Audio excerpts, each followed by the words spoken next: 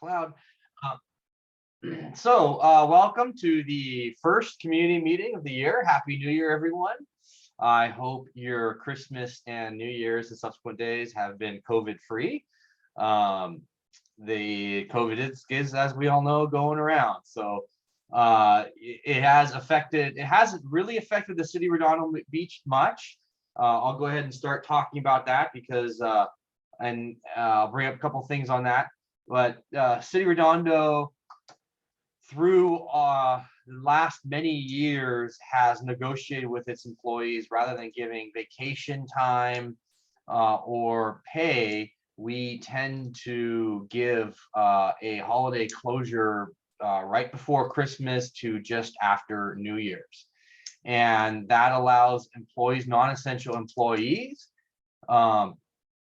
to have holiday break that we don't necessarily pay for, meaning we don't give them extra vacation days. We just pay them and they take the days off. It doesn't count towards a retirement PERSable. It's called a PERSable benefit. That's a retirement benefit. So it keeps the cost down on there. It gives employees a couple of days off, and it allows the city to kind of take a breather, right? Some good points have been brought up on that holiday closure. Before I get to that, I'll just say that the city of Manhattan Beach and Hermosa stayed open as they normally do. Manhattan Beach had over 20 people, 20 of their employees tested positive, and Hermosa had some issues. So they actually essentially shut down their city halls for 2-3 weeks. So as it worked through those issues. Since we were closed and we have what's considered a hybrid system right now, where some of the employees are working from City Hall and some of the employees are working from home, when they open back up on the 5th of January or 4th of January, it was business as usual. So that's something that was quite beneficial for us. In the future, though, I will be thinking about during the labor negotiations. Right now, we have a labor contract with all of our unions, but in the future, I will be bringing that up as maybe we just want to pay the employees to be there and we give them extra money, because some good points have been brought up from the public regarding, hey, they're still public still working, or maybe public took an extra couple of days off and they want to get to City Hall to pay their bills, pay their get their permits online. The city essentially shuts down during this period of time. So it is a real shutdown for the people who want to get business done with the city. So contractors are shut down from doing work. So it's something that we should really look at, from couple different perspectives. Speaking of COVID, Mayor Brand tomorrow night will have Dr. Marianne Gosh-Hill, who is the director of the emergency services for LA County. She's a doctor, and she is in charge of all the emergency services in LA County. And why is that important? Well, because we're in the middle of a surge right now, and she can give us a real pulse as to what's happening in LA County and the numbers of people in the emergency rooms, in ICU, the percentages, how that is impacting emergency services on the front line. So if you remember last year during the great surge that we had in the wintertime, which was nowhere near what our surge is happening right now, ambulances were instructed to essentially not bring anyone to the hospital that wasn't really revivable. And right now, or in our usually, unless the person is what's considered obvious death or obviously dead, which is a medical term, the patient is brought to the hospital so that the doctor can pronounce at the hospital. And last year under the surge, that they said, hey, don't even bring these patients in. We don't have the room, we don't have space, we don't have the medical capacity to deal with those situations. So it was a change, but it wasn't anything that was really life-threatening. So she'll be talking about how the front lines of emergency services are being affected with COVID. So I highly suggest that tomorrow at 5:30, Mayor Brand, you guys listen in on that. She'll be about 45 minutes, at most 45 minutes, and they'll be taking a couple of questions. If any other no questions on COVID or City Hall closures over the Christmas break, we'll go ahead and move on. Raise your hand now if you do. And our next item is we will start off with let's see here, ranked choice voting versus star voting. So we've had discussion last night on the agenda. We had it back in September or October, I want to say. The way we choose our elected officials in the city of Redondo Beach is through a majority vote, which is 50% plus one. Well, if you don't get that in the primary, you have to go to a runoff. Anyone that's been through a runoff understands, or been volunteering on a campaign, has worked on a campaign, understands that that's an extra 3 months of work. It's a whole new campaign.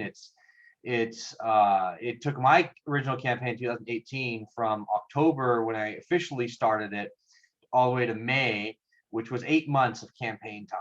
And it's a lot of work. And it's not just a lot of work on volunteers and the candidates, but more importantly, the community itself kind of makes a decision and I don't want to say doesn't want to be bothered, but they don't want to be harassed, because what ends up happening is candidates and their volunteers end up going to the doors multiple times, knocking on doors, and residents kind of end up being, I've noticed this, witnessed this many times now, where residents kind of, okay, yeah, I already made up my mind, thank you, but I already know what's going on. Oh, well, you guys again, and another mailer. So they get inundated. So we're looking to update that process with two different voting systems.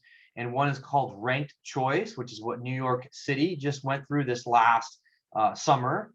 And then another system called the star voting system. And the star voting is a more refined system as to ranked choice. They're very similar, whereas you choose your best preference of voting of candidates and multiple candidates. And then the process eliminates the candidates who don't get as many votes. So you take the you go to an instant runoff. So I'm not going to get into the details of the two different types of system, star voting or ranked choice. And the reason why is because in the next 2-3 months here, we had two members of or two proponents of each system, star voting system and the ranked choice system.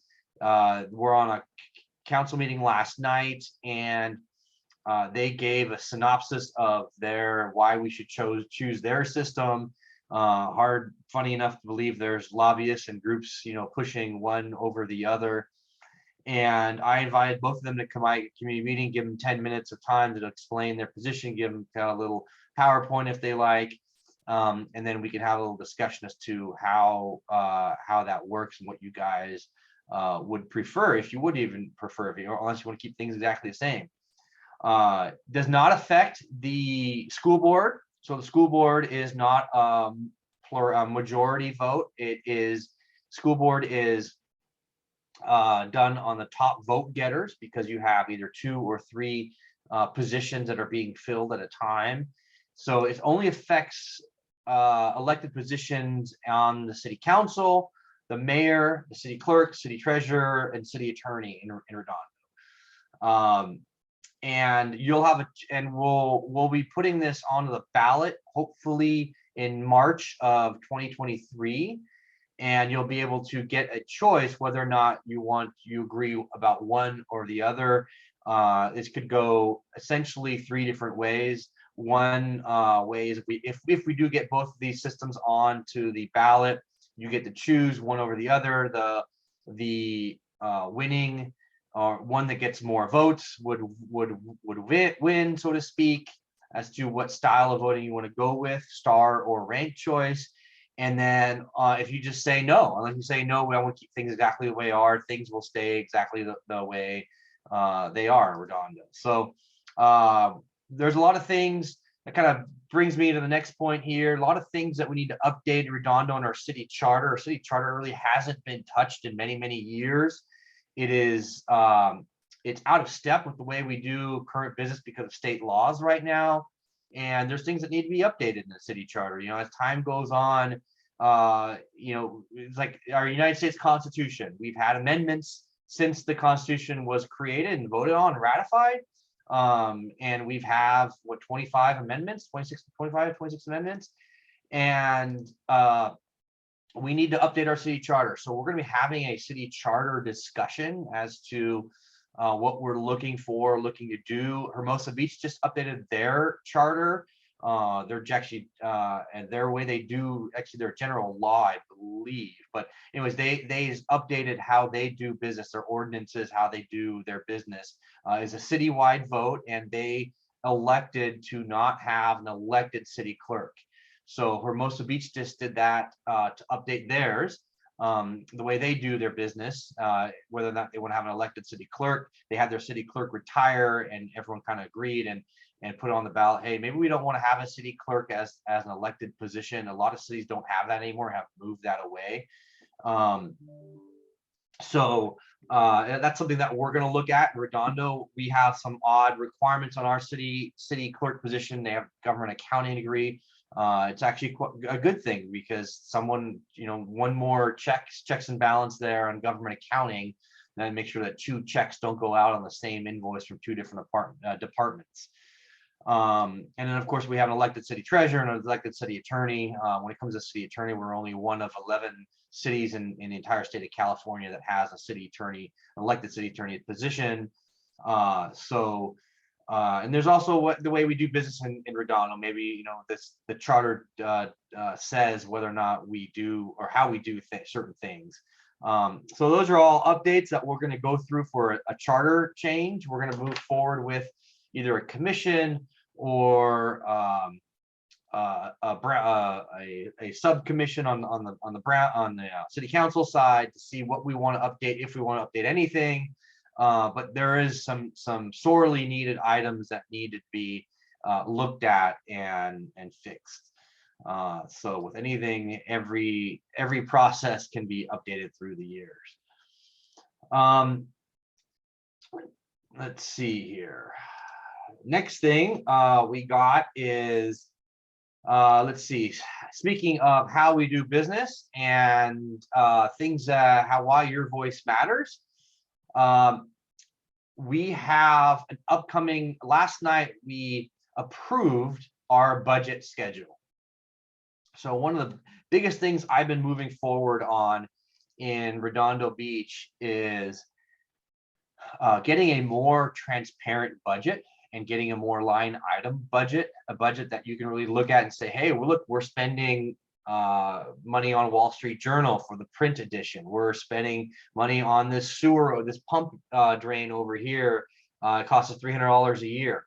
I've been a big proponent in saying that we have a right as residents to know exactly how every dollar is spent and what the cost of everything, cost of doing business is. One of the reasons I feel that way is because other cities do that. Manhattan, Hermosa do that. Even Torrance does that. And we don't do that in Redondo. We get, you know, when I came on the council, I thought I'd get a very detailed budget. It's different than what the public sees. And the current way we do our budget is each city department does their micro expenses and tallies everything up. And then they present that to the city manager. The city manager goes up to the city manager. And then they take those inputs and they import it to an Excel file, and then the Excel file exports it to different reports. And so that's why how we get, so just, you know, taking numbers out of the hat, let's just make things up for a minute. We have a $100 million budget. Well, $50 million goes to the police department. You know, 25 million goes to the fire department, $10 million goes to the public works, and so on and so forth. And then from there, all we get to see from there is, well, personnel is 80%. Maintenance is 10% of that. So, you know, let's say $2 million on a certain department. And overtime, we spend $2 million. So we don't really get to see a real breakdown as to where the expenses are. And there's a lot of discussion these last few years on getting a line item, or excuse me, a zero-based budgeting. And zero-based budgeting essentially is you get nothing this year, and if you want something for each department, if you want something, you have to say why you want it. And I'm not a big fan of the line item or zero-based budgeting, and for the reason being is then you end up saying every single year you're going to say the same reasoning why I need X amount of dollars for this, X amount of dollars for that. And in government, 80% of your costs on average are for personnel, labor. And that cost is determined through your labor negotiations that happen every 1, 2, 3, 4 years, depending upon how long your contract is. So and so to me, if you do a zero-based budgeting, to me, that process is akin to a full-blown audit. And so I would look at either each department. So let's say we have 10 departments. Police department, 1 year, we'll look at the police department, we'll go through a line item budget, zero-based budgeting, why are you spending money on it? The next year we'll go fire department. The next year we'll do public works and human resources. The next year we'll do IT. So that way you go through a cycle every 3 or 4 years, you get the whole city. That way the city council in a 4-year term would be able to see every department and be able to go through every department and look at every expense and say, yeah, we're going to change public works. Instead of spending all this money on chainsaws and shredders, we're going to start buying more trees and planting more trees, buying more trees, and we're not going to cut our trees as often anymore, right? So that's the type of to me, that's the type of direction that I would like to see moving forward, because in Manhattan Beach, for instance, when they did a budget, they had some budget cuts a few years ago, and because they do a 2-year budget in Manhattan Beach. I believe Torrance has a 2-year budget as well, which means when they do a budget, it's for 2 years. Manhattan Beach, they actually went through and they had to cut 10%. So they literally went through line by line. So, okay, we're going to cut this expense here. We're going to cut that expense over here. We're going to cut this over here. Oh, we're going to spend more on this item over here. And so the council really takes a granular look at, takes real responsibility for the budget. Here in Redondo Beach, we don't really take right now a real responsibility for the budget. We take what is proposed by the city staff and either approve as is or do some minor changes for the most part. This last year was the first year that I can remember that we have done a significant budgetary change. I worked with Councilmember Lowenstein, and we completely retooled the budget from what staff gave us. And we put it from what we believe into a more pointed, resident-focused budget. For instance, we had a bunch of extra money from our pension debt obligation that we paid off, and we put much money onto deferred road maintenance. And Councilmember Lowenstein and I spent a lot of time going over that. And the idea now is, since we have our budget cycle, is along with transparency, it's not just enough to have transparency as to what you're spending money on, but the second part of that is actually reflecting, actually taking in community input. Manhattan Beach does multiple community workshops from before the council even sees the budget, or the budget finance even sees the budget, all the way to when the council actually works on the budget. They have 1 or 2 workshops with the community, when the staff works with the community and hears their input on what's going on. Then the staff puts together a budget, presents it to the council, and the council has multiple budget workshops. So where the council meets in the afternoon for 2 or 3 hours, and all they do is talk about that particular the budget. And our budget schedule this year will include 2 community workshops. So 1 community workshop, in fact, let me see if I can bring this up here, the budget schedule. 1 community workshop will be with the city manager. Budget calendar, there you go. Let me share my screen. Pause, share screen. Okay, you guys can all see that there. So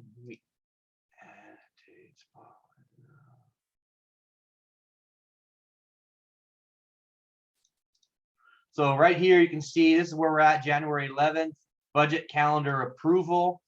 We have, I'll get to this minute, our strategic plan is kind of part of the budget, but in budget and finance, they're going to do their mid-year budget review. It's actually not part of this year. So upcoming for this particular year, the first one in bold right here, March 29th and April 14th will be a budget workshop. So March 29th will be the city manager. We have a new city manager, Mike Wazanski, and this is one of the things that I've really been pushing hard for the last 4 years to get more community input to the budget before the budget is even created by staff, and then subsequently by the city council.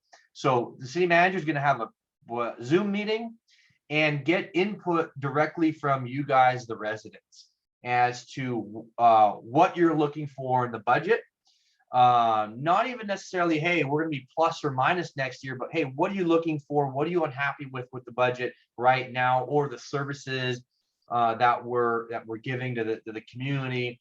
Are your parks okay? Do you want to improve on the parks? You know, the capital improvement projects, is something going slow or fast? Do you want to speed something up? Do you want a new capital improvement? And then, of course, an education part of the process too. So we have to spend a lot of money on certain expenses and programs that we are mandated by law. So the second budget workshop will be with the Budget and Finance Commission. And again, community input, budget and finance input. Then we will as per city charter, the second city council meeting in May, the proposed budget by staff will need to be received and filed. Actually, I think it's May 16th. Yeah, charter city, here it is, city charter date right there. So May 16th is in the charter.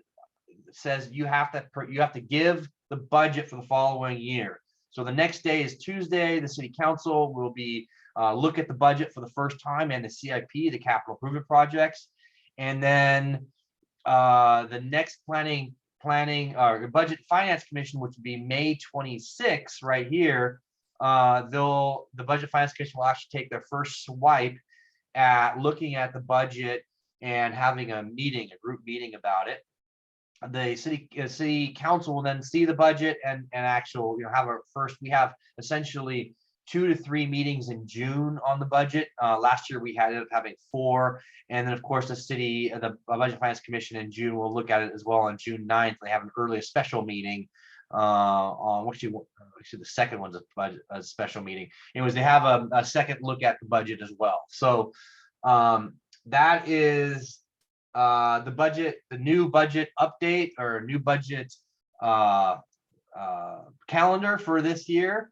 So expect a lot of changes. We should be this mid-year budget, just so everyone knows. So actually, or I should say, the cleanup of last year's budget included $2.8 million of savings and extra revenue. So whether we didn't spend money somewhere, or we didn't need to spend as much as we budgeted, or we brought in extra income that equated to roughly $2.8 million in last year's budget, we always take to surplus. Usually we budget roughly $1 million extra, and we take that $1 million and put that into capital improvement projects.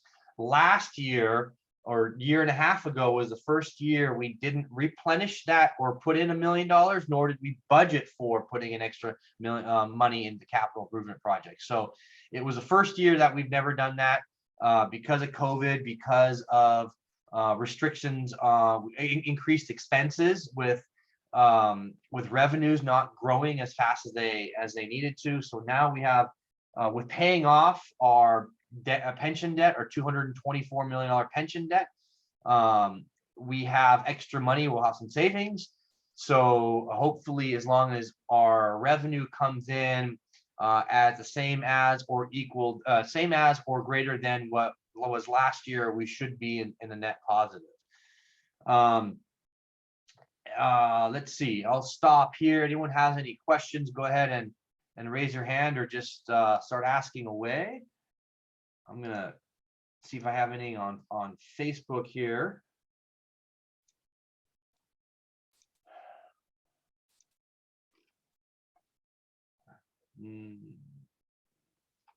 Yes, accountability, Mary. That is very true. So one of the things I also came up real quick on the budget was along with the line item, individual item that we produce documentation on. We bought 5 printers, we bought toner, we have the sewer drain over here, it costs $500 a year. That'll produce a large document. One of the things I'm pushing this year for strategic plan is going paperless, right? We can easily produce that documentation. Hey, it's gonna be a big budget. Let's just throw a number, maybe 10,000 pages in length, because we have a $100 million budget. Does that really give you anything? No, it gives you the ability to look at the budget and say, okay, we're spending all this money on things and what they specifically are, but it doesn't give you any tools, any real reports to see what's happening in the budget, why we're spending so much money, where we are spending so much money in. So one of the things after we get a line item budget, or producing a line item budget every 2, 3, 4 years, I want to really start working on creating reports and tools to look at the budget and how we to manage the budget, I should say. Give people an easier ability to digest the information that's inside the budget. I think that because again, a 10,000 page budget showing every little detail isn't really that helpful unless you have a tool to go in there and see what you're spending your money on. All right. So one thing in December, I think it was, or maybe it was, yeah, December, the last meeting in December that we talked about, which was deferred maintenance on certain streets. Well, we have some streets. We in District 1, South Redondo, have are very lucky. We are at the start or at the end of our cycle for redoing our streets. So the way the tree trimming and streets maintenance works for repaving, we start off in one part of the city, the southern end, and we move northward, and we cycle through that, and it's broken up into different areas, not districts, but different areas, and we just move up cycles. So however long it takes us 20 years to get to the very top, we'll start off with beginning on the bottom. So trees, it's a 4-year cycle, and certain trees are done more often, just like certain streets are looked at more often. We just got done in District 1 and got most of our streets, but we do have some streets that were not taken care of, like our alleyways. So our alleyways in the 200 block of the avenues, as well as the Riviera Village alleyways, are in desperate need of repair and redone. So we put roughly $1.5 million, Councilman Lowenstein and I put $1.5 million to the side for street improvements, deferred maintenance. And when I say deferred maintenance, is streets that aren't going to be, or haven't been done or fixed in a long time, and aren't going to be done in a long time because we don't have the money or we're not getting grants. So a lot of our roads are actually repaired through county, state, and federal grants. So at the county level, we have Measure M monies, grant monies. At the state level, we have SB1, and at a federal level, we have Community Development Block Grant funds that helps. We use, mix and blend and braid all these different funds together to fix our sidewalks, get new streets, repaving, repainting, and but there are some certain streets that don't qualify And in our case, for District 1, alleyways don't qualify for any of these funds. So we have to fund on our own. So we haven't fixed them in years. The alleyways and 200 blocks of the avenues, they're old concrete that was poured 40, 50 years ago, and 30 years ago they put some asphalt on there, and now there's these big divots in there, and they need to be redone badly. So we're going to put $300-something thousand into alleyways in the lower avenues, as well as the Riviera Village, because those are commercial areas. There's a really bad shape, and every district got roughly $300,000. And each council member so said, "Hey, listen, this is my street that I want to fix or not fix." Catalina, just south of Torrance Boulevard, was in bad shape, but it will be fixed in a few years, and there's nothing that a little bit of patchwork right now can't take care of. So let's see what else. Any questions on that or comments? Go ahead and let me know. Copy link.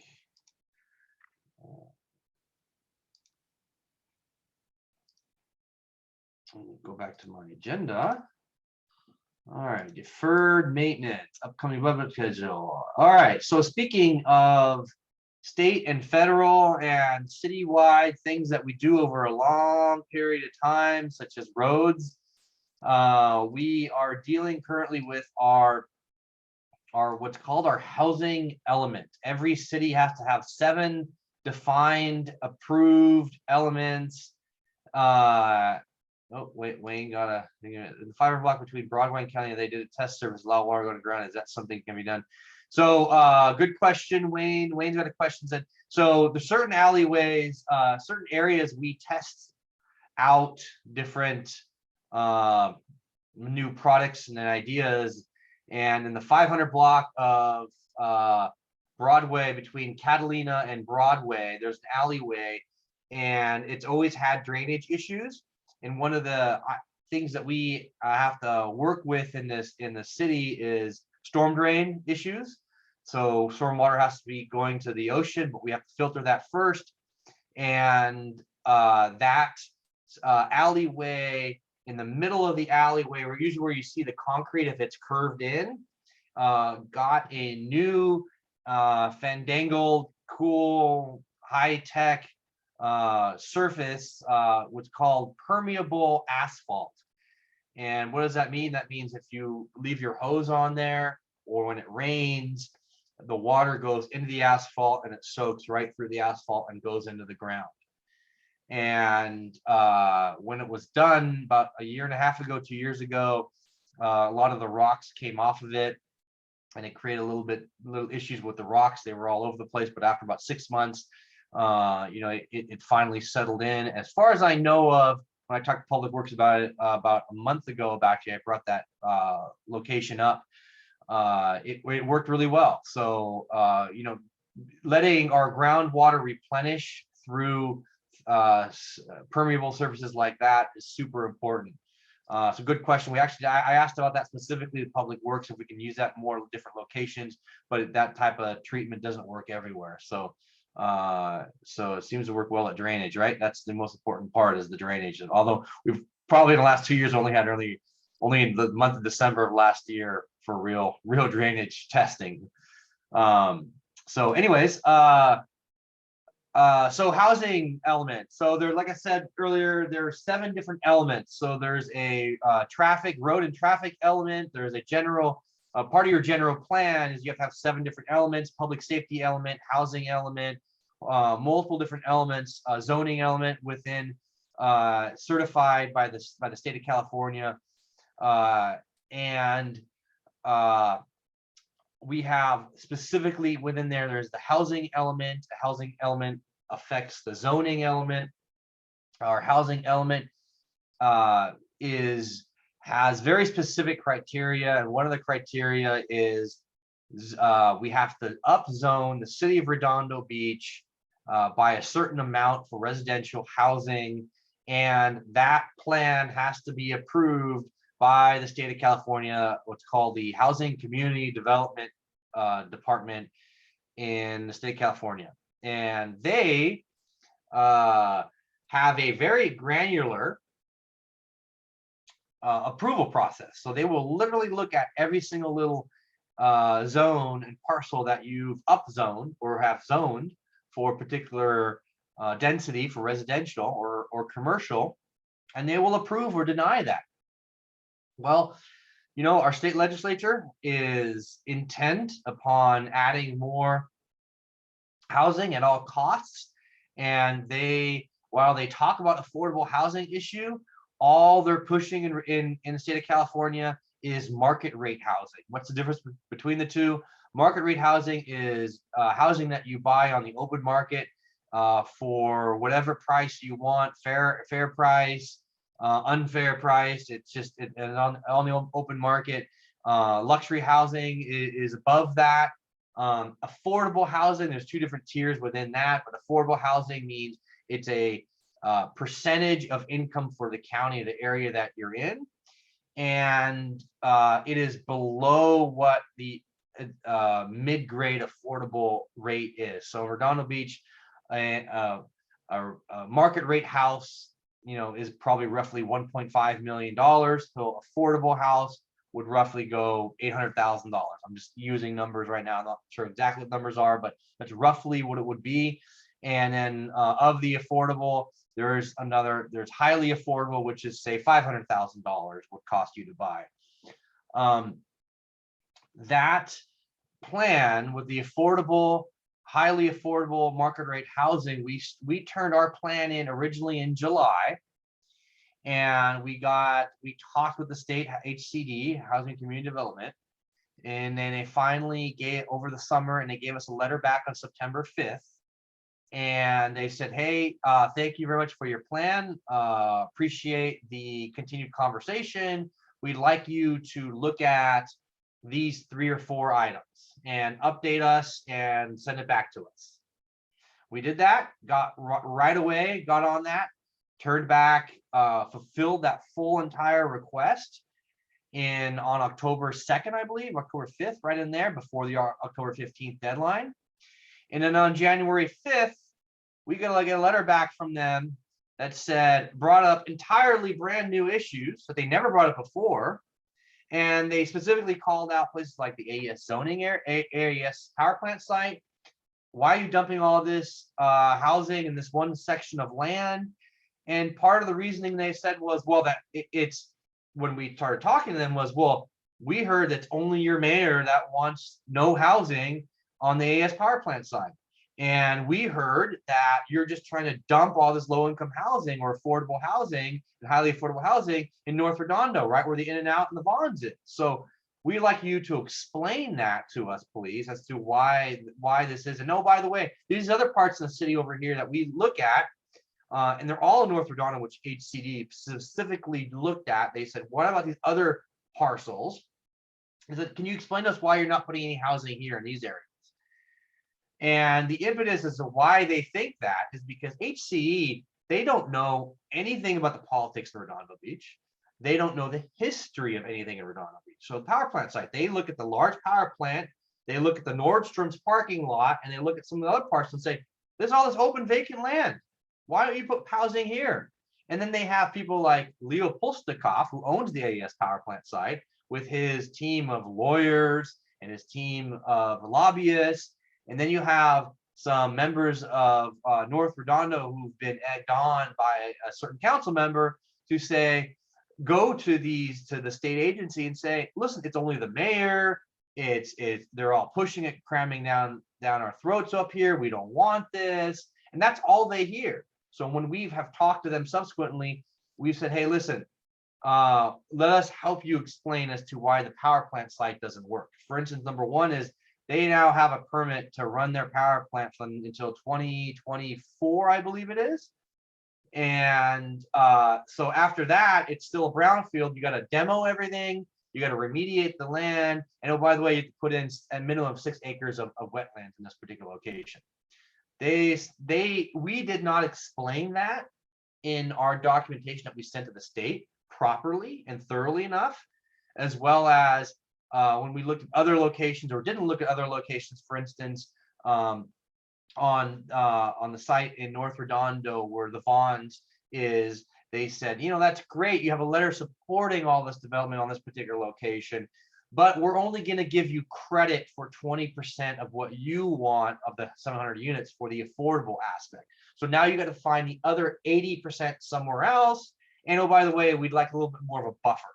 And they can do all of these things. They are literally zoning us at a micro level in Redondo.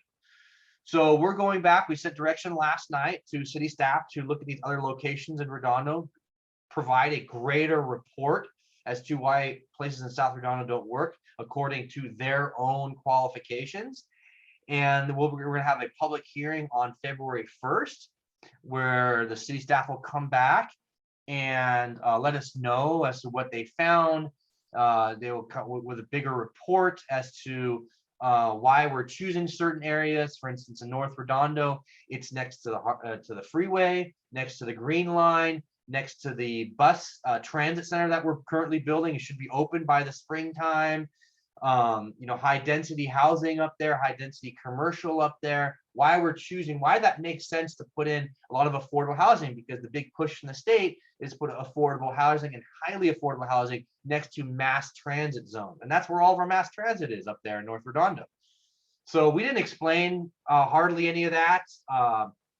So that's going to be a large part of the letter. And it's an education for us to educate the bureaucrats up there in Sacramento who are looking at these reports. Again, they don't know anything that's going on in Redondo. We know really well. If you're watching this, you've probably heard the stories of the last 20 years about all these places in Redondo, but they don't know anything. They're just going through paperwork. So if we need to, we will do an update on February 8th as well. And the last on a public hearing as well, if we need to. And the last thing I will add to that whole entire discussion is the rules at the state level, because the state legislature passed a bunch of new bills, changed the rules after we turned in our initial update in July, and which changed the letter that they sent us on September 5th. So even though we turned in something that was compatible at the time, they changed the rules after we turned in our paperwork, and now they want us to go through and say, hey, the rules have changed, you need to update what you're doing. So we have to have this packet of paperwork in by February 15th. It's going to be really tough, really hard to get all that in, but we've got hired contractors to deal with it. We got staff on it 24/7. One thing I've been very cognizant of lately is our community development department. They are very, very busy dealing with a multitude of subjects, and they still are running a whole permit section up there, and they're having to deal with these new updated state laws, as well as all these requirements with housing and zoning development that the state is pushing down on us. It's why, once again, make an unabashful push for the Our Neighborhood Voices statewide initiative to sign that initiative, to get that going, because the state is only going to push more and more of their housing, more of their zoning, more of their micro decision making from Sacramento on us in Redondo Beach. And it's not going away anytime soon. It's only going to get worse. They have a whole new slew of really bad bills. And it's the only thing that's going to stop that is for us to take our zoning back into our own hands. And this affects every single city in the state of California. So the state legislators are passing all this ridiculous laws, and it affects every single city, from San Francisco to Modesto to San Diego to Redondo Beach to Klamath to San Jose, Santa Cruz, Bakersfield, you name it, Cabazon. I mean, you name the city in the state, and they are going to be affected by all this ridiculousness that's happening. And they're using a bulldozer to push forward what they believe are their solutions for their perceived problems. So yeah, if I can't just can't demagogue the state anymore, I don't know if I can, but I will. We need to, you know, it's causing us large issues, you know, and they're not, and we don't have much open space in Redondo. We don't really have any compared to, we're on the same level as East LA in terms of open space and parks, just parks. You know, places like PV, Rolling Hills, they have a lot more open space, and they're exempt because they have under these fire areas. So let me look at the comments. Yes, Charlie, you're 100% right. They are not. They're still scrutinizing the cities like PV and San Marino and not South Pasadena, but San Marino. But you know, things like Rancho Palos Verdes and PV and Pasadena are under fire danger areas. Well, we don't have a fire danger area at Redondo Beach because we just bulldozed over everything and built up housing. So you know, to me it's they're not using the same you know, what is it, across the bay in San Francisco on the other side of the Golden Gate, forgot the name, but you know, they were exempt from a lot of these housing laws because of these quote fire dangers and other dangers, and really it was only purely Sausalito. Thank you, Charlie. Sausalito only was to get their vote to get things moving forward, and that's what it comes down to. Jean, your hand is up. Yes, my question is this. It seems to me with this housing, all these new rules, why does Rob Gaddis even need to be chairman of the planning commission? What do we need a planning commission for? It's like we can't do anything anyway. So have any thoughts on that? And maybe Rob has some thoughts too. I don't know. Yeah, I'll just say, Rob, before you jump on there, if you want to, I don't know if you do, but I'll just say we don't, you know, and in fact, a lot of these laws are making the CEQA or environmental concerns a null and void. SB 9 specifically calls out CEQA, the California Environmental Quality Act, and saying that these projects do not require CEQA. And all these housing projects, all these housing bills that they're passing, they're making them administrative. SB 35 that passed 2 years ago, the city council can't say no. In fact, city administration, city staff, the bureaucrats, city bureaucrats can't say no. They are being forced, their hands are being tied to approve these housing projects. So yeah, I mean, the only we need our city, our planning commission or harbor commission at that, because they do anything in the harbor, is to rubber stamp things that they're mandatorily put in there. I mean, there's very few things. We're updating our residential design guidelines. I mean, we still will need a planning commission to look at our cannabis ordinance I'll be talking about in a minute. You know, certain other ordinances they will need there, but the point is 100% correct. Like they're minimizing, and that's their intent in Sacramento, is to minimize planning commission, city council, and administrative bureaucratic ability to say no or stop or slow down or manage, just purely manage housing that's being built in each respective city. You know, it's funny, there's the comment here about tsunami danger, right? I don't know if you meant that to be funny or not, but the thing is, we have 60 something liveaboards in the King Harbor Marina alone. There's 3 marinas in the harbor. There's Port Royal, King Harbor, and Portofino. And just in one of those, there's 60, 80 people who are liveaboards in Redondo and the King Harbor. We don't get credit for those liveaboards. It's like those people don't exist in HCD, housing community development. So but yeah, you say, you know, what about tsunami hazards? And Hermosa is impacted by these things as well. You know, Hermosa, the most densely populated city along the entire California's coastline. Show me one city that has more than 13,000 people per square mile. You know, we are more dense in Redondo than Long Beach. So anyways, any other comments before move on to the next item on that? Questions? Rob, did you want to respond or say anything? No. Okay. And what, excuse me, Niels, one last thing. How does this impact, like, is the GPAC over with and all the work that they did? How does this impact everything GPAC did? Or does it? So great question. It basically nullifies a lot of the things that GPAC has done when it comes to housing and when it comes to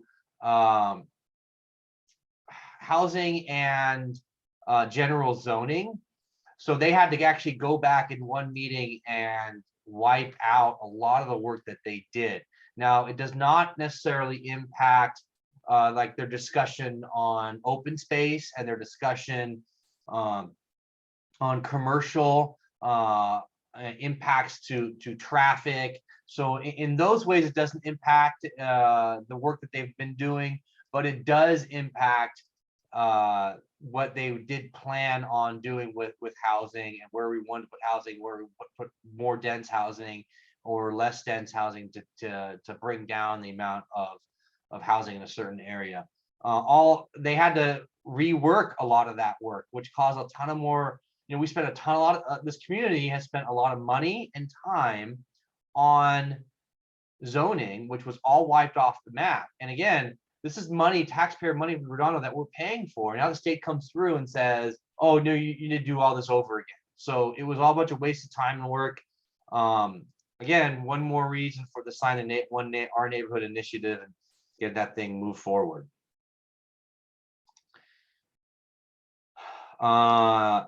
Anything else? Any other questions? More options. Share to a group. All right. We done 20 retrofit going on. We done 20 in summary.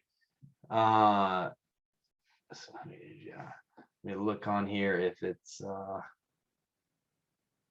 to a page, share to a group. All right. On my agenda, upcoming housing, state housing. If anyone wants the housing letter that came from the state, it was in their agenda packet. It's 6 pages long, plus the letter that was in September, roughly 14 pages in length. It's really dry and boring. Took me, no joke, probably 20 times to read it to really understand it. So things that we can do here in Redondo, we do have the ability to create a dog park, and we built 2 dog parks in Redondo, and I will show you the new dog park in South Redondo, specifically Alta Vista. Share screen. So this is where we meet every when we meet in person for the last year and a half, almost 2 years now, a year and a half. We've been meeting in this back corner. This is where Kelly's tree. It was moved from the Reed's driveway fiasco. And this is the back corner of Alta Vista. So this is the newest dog park in South Redondo. There's another one built very identical, very, very close to the same design, actually exactly the same time of design, at Dominguez Park in North Redondo. And it's an open area here. You can see we are open from dawn to dusk.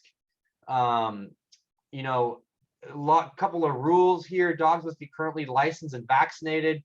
Well, I will be, one of the things I'll be moving forward with the city is to try to get people who have dogs in parks or dogs off leashes or dogs that are not registered with the city to start handing out more education and enforcement. So a couple of more tickets, a couple of more dollars into the old coffers, the city owner through dog license registration, so that we can pay for this. We've got doggy bags right here. These are the same as the doggy bags that are on the Esplanade. Please clean up. It's the law. That tends to be a problem a little bit on the Esplanade. This is a park rule. Any dog showing aggression must be leashed and or removed from the park immediately. you know, this is the dog, this is the area looking, you can tell in only about 3 weeks of usage, dogs have been all over this park and using it. In fact, when we had our community meeting on Saturday, I saw 2 dogs and going directly to this little area. In fact, the owners, the dogs were walking their owners. I mean, the dogs knew exactly where to go. They were pulling their owners forward. You can tell right here, the entrance is, it's a 2-gate system, so that you walk in, you open this gate, we'll close it, and then you go ahead and open up this gate, and you let your dog run free in a small little dog park. It's a great small to mid-sized dog park. You know, bigger dog can run, smaller dogs can really run around. Yeah, let me know if you have. Let me look at the comments. If you have comments, or just go ahead and say something. Great, this will lead for more dogs in the whole Altavis, because we'll think it's okay now. Hopefully not. We will have, like I said, some more enforcement and education when it comes to getting dogs. I actually I talked to Chief Kaufman about this, getting dogs enforced on the beaches. So dogs are not allowed on the beach or the bike path. So just make sure you guys all know, dogs on the bike path, dogs on the beach, not allowed. You can't even take your dogs down those ramps. Those are not, that's not allowed. But it hasn't really been enforced too much, and I am well aware of that. And you know, I'm working with Chief Kaufman to get that enforced. Beaches and Harbors does not enforce that. Department of Beaches and Harbors, LA County. So yeah. Any other questions or comments on that before we move to our next topic?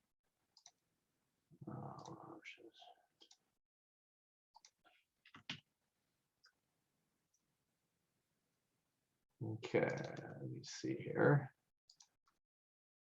All right, old libraries. So we're going to talk about the old library for a minute. So as you can see behind me, this is the old library and the tree. This is a nice little question I like to ask.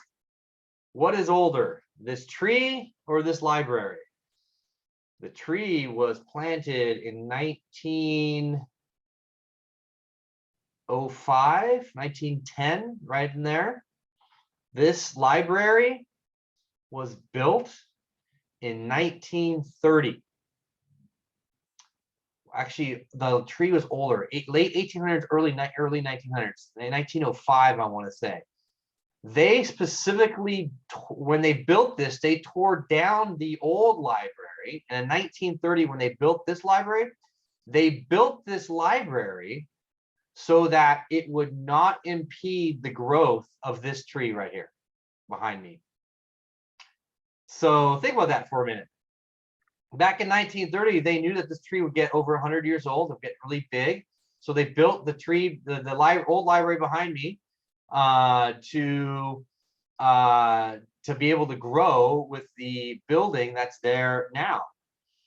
So I'm going to show you, we had a conversation on the old library. So for the last 20 years, mid-90s, I want to say, they refurbished a lot of the library, and after they refurbished the library, they rented out the library to, let me just make sure my screen. They rented out the old library to a group called Spectrum Catering. And Spectrum Catering, for the last about 20 years or so, rented out the old public library, and we got a percentage of the revenues that came in. The contract ran out right at the beginning of COVID, or right in 2020, I want to say July of 2020. The contract ran out, and so for the last year and a half, it's been sitting vacant, and we've been busy doing a couple other things in Redondo. But it's come up now. Say, hey, what do we want to do with this building? We had a meeting in the first meeting of January, and basically had a discussion about what the future of this asset, this public asset, 100-year-old, 190-year-old, 92-year-old asset is, where we should go with this. And one of the issues that we had, so I'll go ahead and start from the beginning. I took a tour this last week with the Preservation Commissioner, Orhan Tanner, and the intent here is to say, what do we want to do with this? So I took a tour. Here's a full commercial grade kitchen down on the bottom, and it is actually a fully working kitchen. Still to this day, it all works. Everything that you need to run a full-blown restaurant, commercial restaurant, because Spectrum had events for 150 to 200 people, and they would not just prep. That's actually a grease pit right there. That's the old window right there that you see there. They actually made the meals there themselves. So this is they had the ovens there. They were able to bake their bread there and do everything they need to do to cater a full-blown event. Why is that important? Well, because that allows us, here underneath is the heating and cooling, air conditioning, water heater system, all installed, water conditioning system, all installed in 2016 or earlier. City has spent a significant amount of money on electrical, plumbing, air conditioning systems in the building. It's been modernized through the years, and this is all in the basement area that I'm showing the pictures of. So the real question is, what do we want to do with a building like this? What does the building need? So on the walk through this last week, the identified requirements that the city staff has already looked at is they need a new elevator, structural wise, a new elevator, and needs some minor roof work, and these windows, which are 92 years old, need to be fixed. And this building is considered a historic landmark, which means we can't just replace the wood frame windows with vinyl. They have to be replaced with a wood frame window that works generally exactly the same way. So you'll notice the crack to the concrete. This is all just back then they would use a lath and plaster. So this is just plaster. It's easy to fix. It looks bad, but it's not really that bad. Inside and out needs a giant paint job, new carpet. As you can see from this right here, the structure itself is fine. It just needs a lot of care and maintenance. So paint, window work, fixing of the carpet, general upkeep. You can tell some of this stuff, fixtures maybe might need to be replaced, but structurally speaking, there's no major termite damage. There's no major water damage. Look at this nice big old tree right here. Have a great ocean view right here. And structurally speaking, there's nothing wrong with this building. It just needs a lot of love. It's a 98-year-old building. It's been well maintained through the years. The city's made roughly $300,000 a year off of the contract with Spectrum. And because of that, we're looking at this new use or this building and saying, what are the new uses that we have? And Orhan brought up a really good point with this building and said, you know, the first thing that you need to decide what you want to do with this. What is the type of use that you want out of this building? Do you want to have events like weddings and private events that you rent out this building for? Or do you want to make this more of a community center, community-based building that is open year-round to the public? Or do you want to run like a museum and you want to run some type of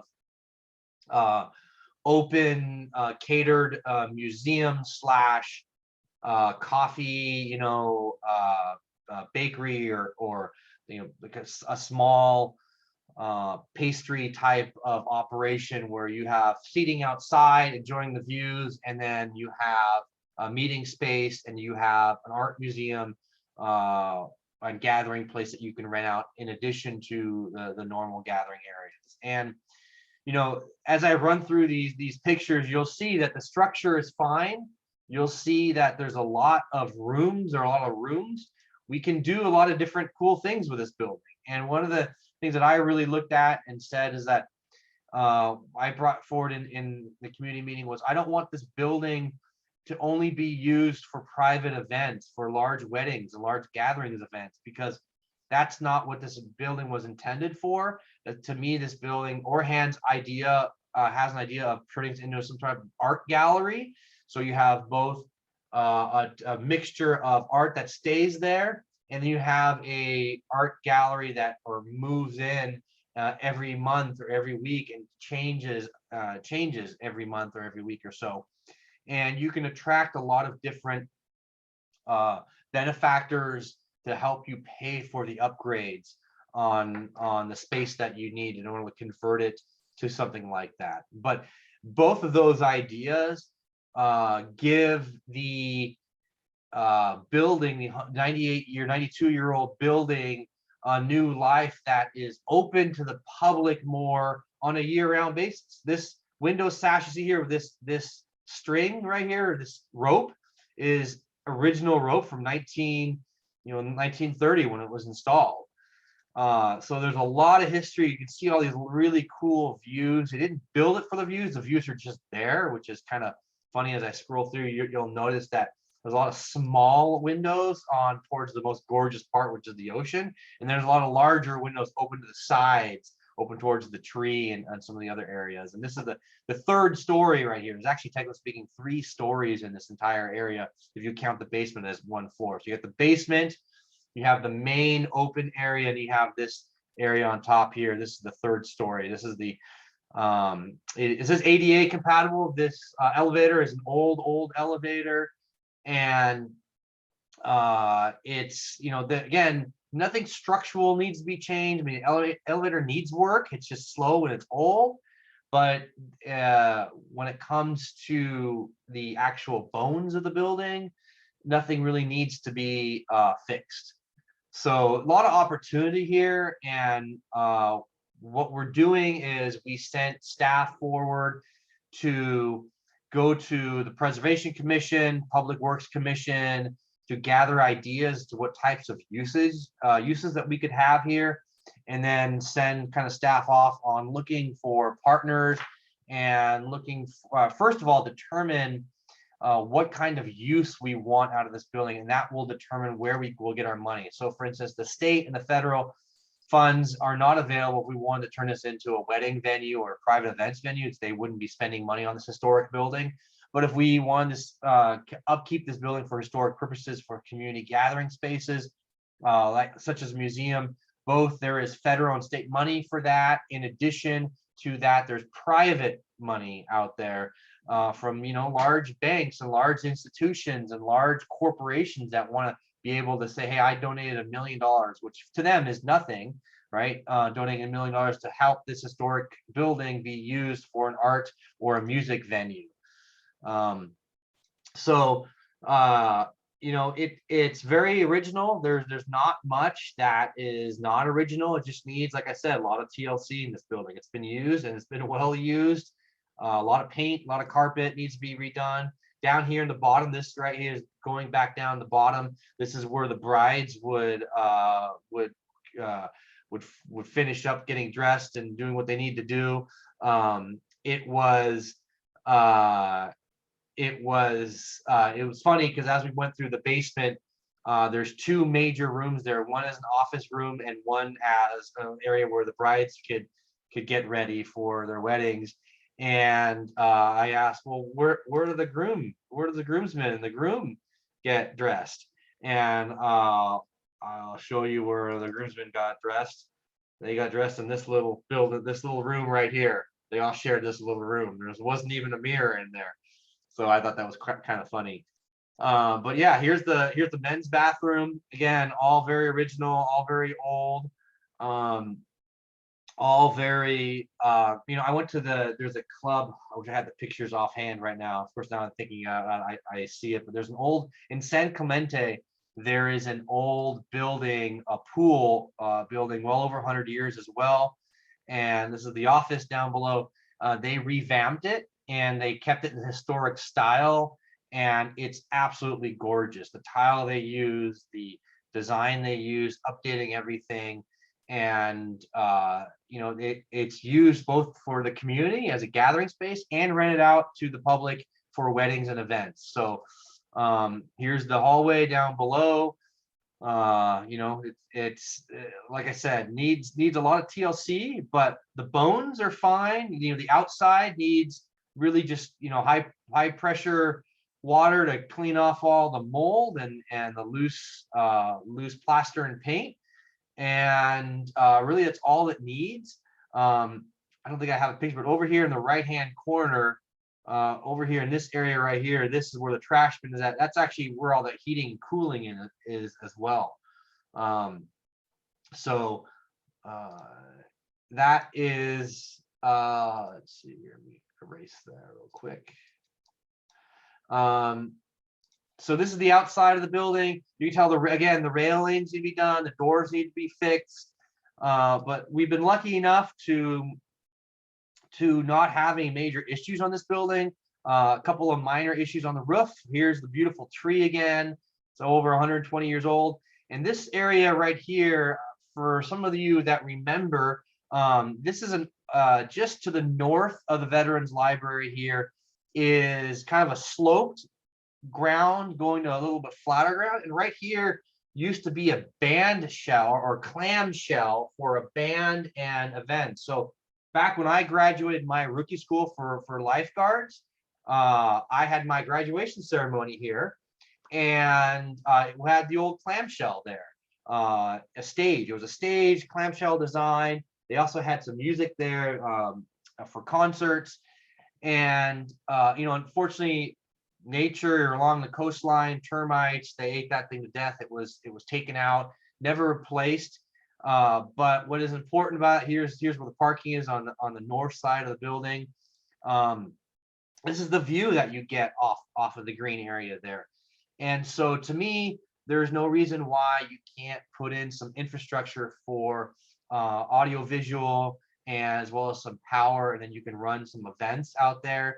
You can have some seating. So you see here, this is the large windows facing to the north, and this is the large green area. We can see it flattens out on the bottom there, but there's the front. Let me see if I can get to this is all the front area of the building. As you can tell, it needs a lot of paint.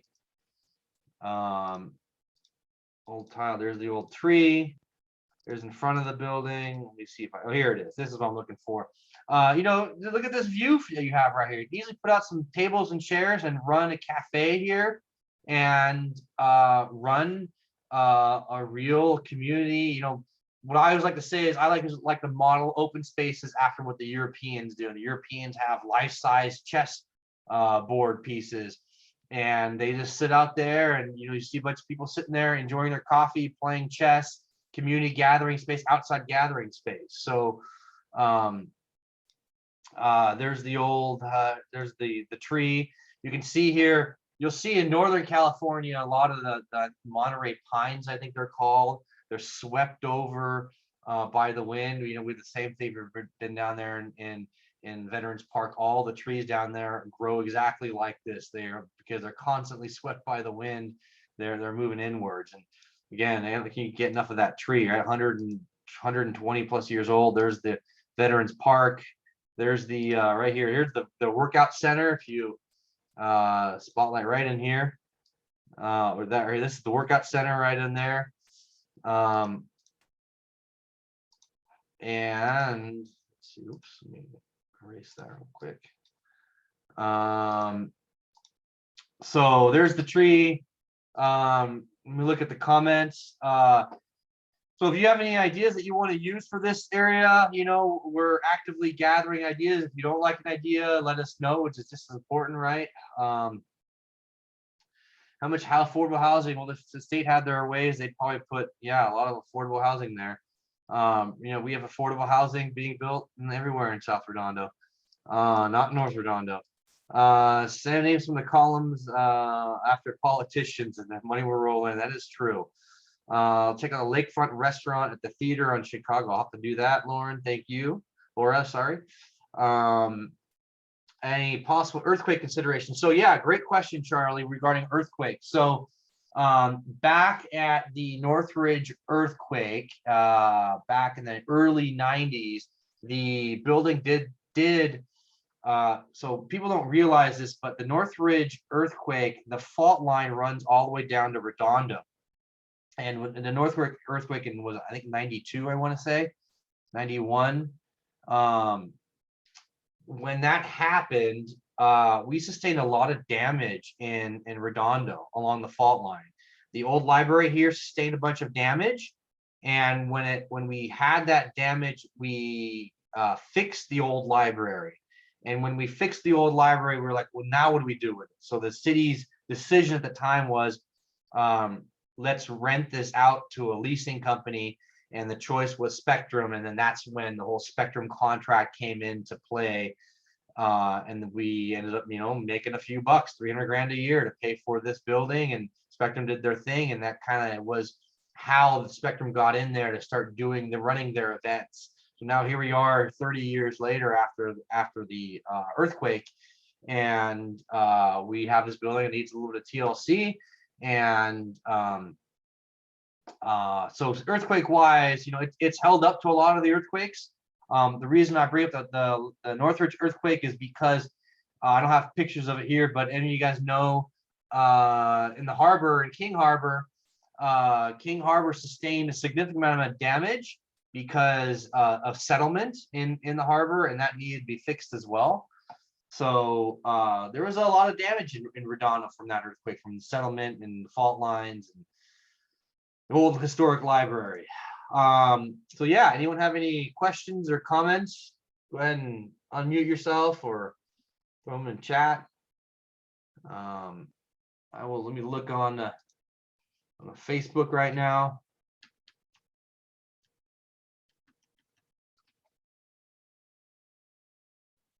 Old library is fantastic for old movie or TV. I agree with you. Tons of money in Hollywood. You know, I believe it was a few weeks ago, there was a movie being filmed, something being filmed at the AES power plant. The AES power plant had Batman being filmed there. A lot of big famous TV shows. I believe Ray Donovan was filmed there as well. You know, Redondo has rich history in TV. Remember the TV show called The OC? The OC was filmed in the harbor. A lot of scenes were filmed in the harbor, the old Octagon building. So I've been a big proponent of allowing for TV and movie to be able to film Redondo, because we have a lot of historic places, and it puts us on the map, brings us people here. So yeah, I don't think it'd be a bad idea at all to rent that out, things like that. But anyone else have any questions or comments on that? No. Okay.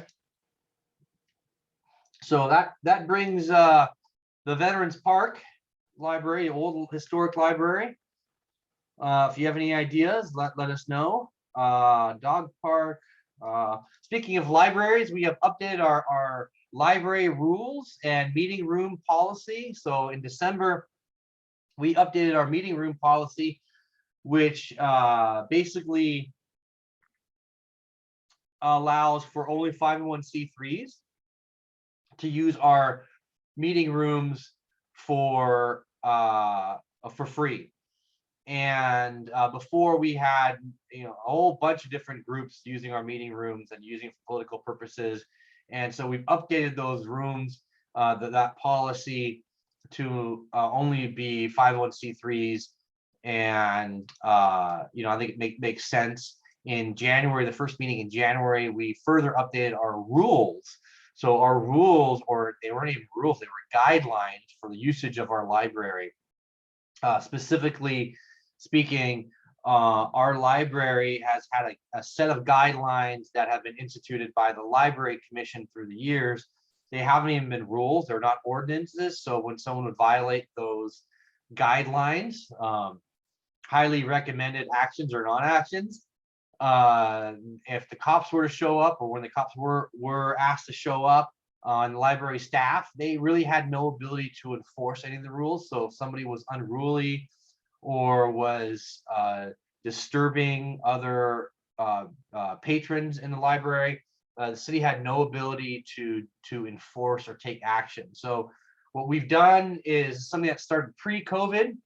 What we've done is allow the city manager to take those guidelines and implement them as ordinances on an as-needed basis. So he could create new ordinances or he can create new ordinances, as well as take our existing ordinances and enforce them. So he's not going to do everything right away. He's going to do some of them that we need to, or that they've had problems with. With that said, the process will still be moving forward, that the Library Commission gets hold of issues. The Library Commission will make recommendations as to what rules should be in place, and then the city manager will implement those as ordinances to deal with the issues at hand when we have issues moving forward. So it's not something that we've ever had in Redondo. We've had a lot of issues in Redondo. Usually they've been taken care of, but because of the way things have gone these last many years, how society has changed, we've now made those into ordinances. So some of that stuff has been reported in the news, and again, what you read in the news is not necessarily true, and they've turned it into something else that it wasn't. So yeah, we've updated. Libraries are getting a lot to love in the last few years. We put more money in our library department, give them more services, gave them more personnel. So we spend a lot of time. Our library is our public meeting space, our public gathering space, our kind of safe public areas to go. So we need to protect that, make sure it's well funded, especially nowadays. With COVID, that's very few places where people can go. So, we run our own library system, unlike Manhattan Beach or Hermosa, which utilizes the county for their libraries. So we try to do as much as we can in Redondo on our own, which is very expensive. All right. Going back to ordinances, going back to community development in Redondo, we've got three things that we're going to deal with in community development, which is SB 9, single family lot splits, residential design guidelines update, and of course our cannabis update. So three big issues in Redondo Beach.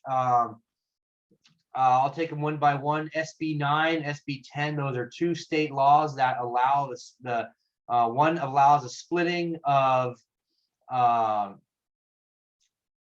single family lots into 4 or more lots. And that basically would allow quadrupling of residents on a single family lot. Do you think that's a lot? Or you just stated that. Single SB 10 allows for the removal of a single family lot and put an apartment building up to 10 units on that particular location. So there's the first lot split has been applied for in Palo Alto. They're taking out a single family house and they are splitting it into 4 units. It's not something that we're talking about. It says a doomsday that the sky is falling and it doesn't actually happen. It's something that's actually happening right now. They've been inquiring in Redondo Beach left and right. While no application has been submitted yet, it's only a matter of time before it happens. Again, our neighborhood commission initiative, if you haven't signed it, you don't know what it is, let me go over the website. The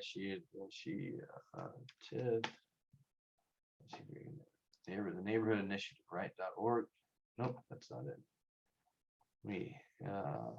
What is that website? I used to have it. Oh, I'll get to that in a minute. It's yes, statewide ballot initiative. We need to get that thing signed and passed. It's a daunting task. Statewide initiatives are not easy. Local initiatives aren't easy. Residential design guidelines update. So let me share my screen. So here's the residential design guidelines update. What are residential design guidelines update? It is how you build residential in Redondo Beach. It is how big you can build. It determines the design in terms of how large a second story can be, if you can go a third story, if you allow rooftop decks, defines what a mezzanine is, if you go down below, how much setback space, front, rear, and side yard setback spaces, how much if you have a open space, if you're required to have open space, if it's a block wall, how large the walls are.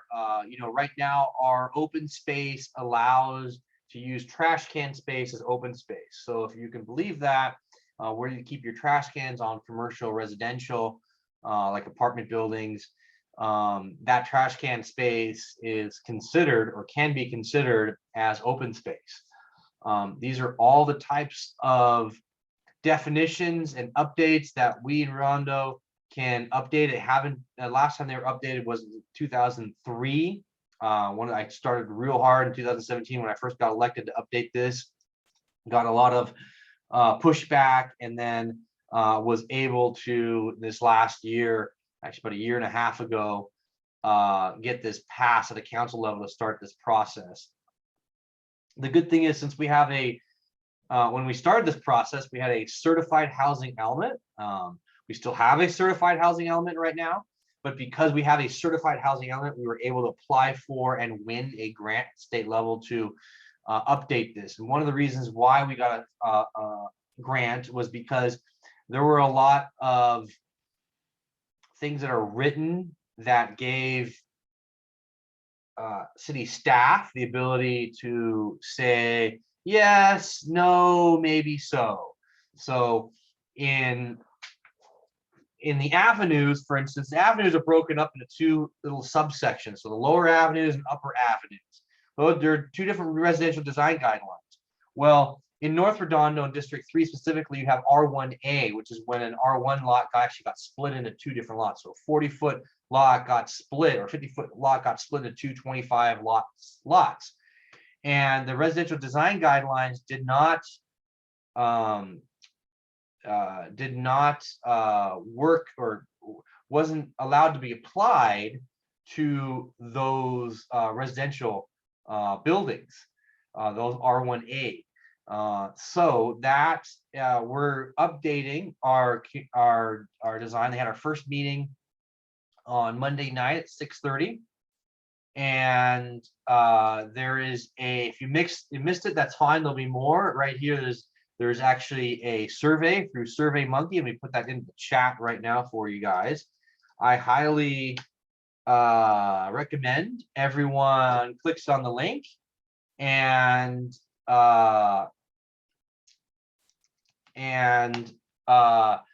on a link and fills it out. This is really important because they'll ask questions as to if you're a property owner or resident or business owner, if you're an architect. So this is important too for people that design and build residential buildings in Redondo, but don't necessarily live in Redondo, because like I said before, there's a lot of leeway that's given to city staff. Well, the state has come through and said, we don't want that much leeway being given to city staff because it causes problems for architects, contractors, residences as to what they can and cannot. So that the city or the state has actually said, you need to use more words like shall or cannot. And you know, these are the types of questions that or kind of issues that will be dealt with. Right here, you'll say, well, where do you particularly live? You guys here in South Redondo, you know, lower avenues, our upper avenues, sister streets. So if you're in District 2, you live on the sister streets, which are, you know, Maria, Gertruda, all those areas up there. Of course, with the TRW tract, you guys know the TRW tract is called TRW because TRW used to own that tract and they sold it off, create single family homes. So these are all areas of the part of the city that are getting a history of, excuse me, a character of who you are and where you want to see Redondo go, what you want to get preserved. Really important we update this so these residential design guidelines can be updated or applied to current housing that's being built in Redondo. So really recommend everyone fills out that survey. Go to the website. They're going to have another public meeting moving forward, and I believe it's going to go to the Planning Commission, and after it goes from the Planning Commission, it will come to City Council for final approval. I'm not sure if the state has to approve that. I don't think they do. Certain guidelines in there. Any questions on the residential design guidelines? I'll look on Facebook if you have any questions, comments. All right. So the last thing regarding community development is the cannabis initiative. So last month, as I predicted, they would get all their signatures. They spent roughly $170,000 to get their, well, you need a minimum of 10% of your total voting electorates, which is 4,900 people, 4,500 people, right? And 4,900 people roughly, it's 49,000, 48,000 registered voters in Redondo, 10% of that. But then of course you need a buffer on top of that. They turned in roughly 6,600 signatures. They do a pre-verification. So I can just about guarantee you, I just about guarantee you, I should say, I can't guarantee anything, but just about guarantee you the counties that come back, the county verifies those signatures and they will have enough signatures to qualify for the ballot.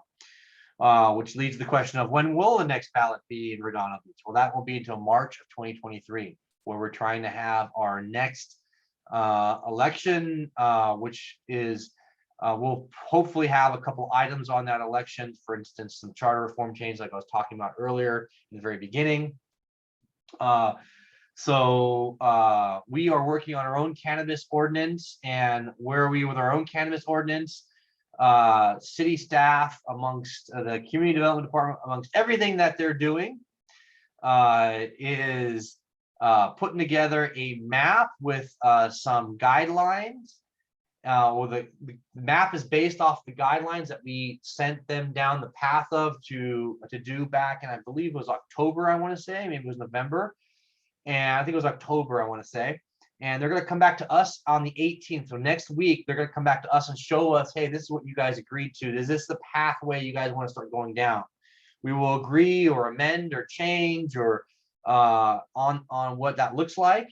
what it affects the map. So why do I say a map is because a map takes the guidelines that we have put forth and says these are the allowable areas that you could put a retail cannabis.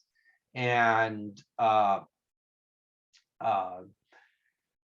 so once we give direction on that, the planning commission, I believe in January, will get, I believe the third planning commission meeting in January, or maybe the February meeting, will have those guidelines. And you guys on the planning commission will be able to give your first set of input to the cannabis ordinance, and you'll deal with that however long it takes, 1 meeting, 2 meetings, 3 meetings. And then it'll come back to us at the council, and then as a draft ordinance, and we will, there's 1 planning commission per month, right, Rolf? But did we already have a planning commission meeting this month? No, right? No, that's coming up on Earlier you Thursday, said, right? you said the Wanna third say? planning commission meeting of the month. Right, of Rob, January. Thursday or next Thursday?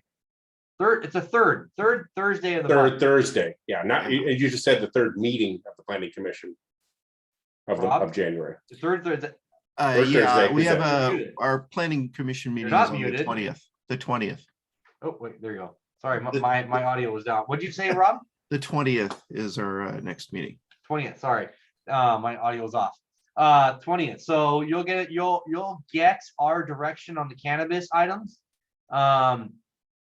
And you'll have your first swipe. You'll do whatever you need to do to the information that the pathway that we've recommended, and then comes back to us. We hopefully will have our ordinance roughly in place, by summer. Now, when I say our ordinance in place, it does not mean we're going to be allowing retail cannabis on whatever street somewhere. That's not going to happen. What we're doing is we're setting our ordinance as to where they would be allowed, like a retail cannabis. And then we have to choose who the operator is going to be. And that's a whole different process in and of itself. So whether you do it through a merit-based system, or you do it through a lottery-based system, there's many different cities that have gone through this, and many different cities have had different outcomes, successful and unsuccessful outcomes. A lot of them have been sued.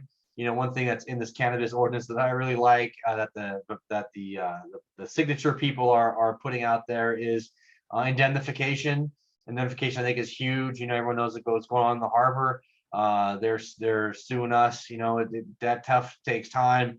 On any type of item like this, I just automatically assume, hey, we're going to get sued. If we can have people who sign up for this license to automatically pay for or help indemnify us, if we do get a lawsuit, they pay for it.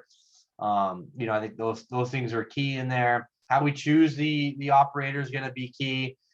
There's a lot of work. This is an extremely nuanced subject. It's extremely complicated when you really start getting down to it, but there's some major points that you kind of start working off of.